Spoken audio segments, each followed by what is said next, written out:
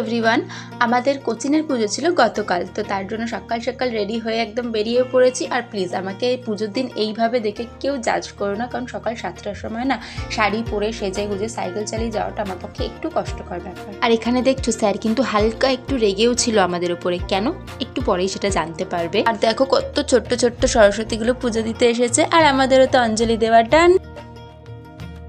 আমরা এসেছি প্রচন্ড লেটে, সরস্বতী পুজোর কোনো কাজ করিনি, খোঁজে গেছিল, এখন বলেছে ফল নিয়ে যেতে, তাই ফল একটু কাজ টাজ করছি যদি মনটা গলে। আসলে কি বলো তো, তোমরা তো জানোই আগের দিন আমাদের কলেজে প্রোগ্রাম ছিল, তো সেই জন্য আগের দিনও এখানে আসতে পারিনি। দেখো ওটাও আমাদের শেষ বছর, এখানেও আমাদের শেষ বছর, তো একই টাইমে দুটো দিক কীভাবে ম্যানেজ দিতাম বলো তো ওই আর কি। তারপর আর কি প্রসাদ টোসাদ খেয়ে ছ্যাবলামি মেরে বেরিয়ে পড়লাম। কোথায় দেখে নাও। আমরা এখন চলেছি মেলার উদ্দেশ্যে। হ্যাঁ, ওদেরকেও নিয়ে কোথায় তুই দেখতে দেখি এইভাবে ঘুরিয়ে দিতে হয় সবাই কত সুন্দর সেজেছে, আর আমরা দুজন এদিকে আয় এদিকে আয়, আমরা হচ্ছি ভিখারি। আর ওদের দেখো, ওদেরই এখন সময়, ওদের শাড়ি না, শোন ওদের শাড়ির কুচি ধরার লোক আছে, আমাদের নেই। ওরা দেখ আবার চলে গেছে।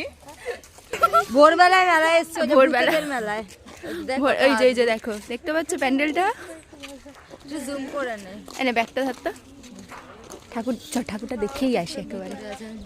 চলো এই দেখো দেখো কত সুন্দর ঠাকুরের মূর্তিটা, কি সুন্দর। বন্ধ এখানটা নেমে তো যাও নাতে পারিস, আবার উল্টে যাবো না তো। গ্রাম সাইড বানিয়েছে এটা। কি ভালো লাগছে এটা, মনেই হচ্ছে না এটা কলকাতার পুজো। তুই উঁকি মেরে কি দেখছিস?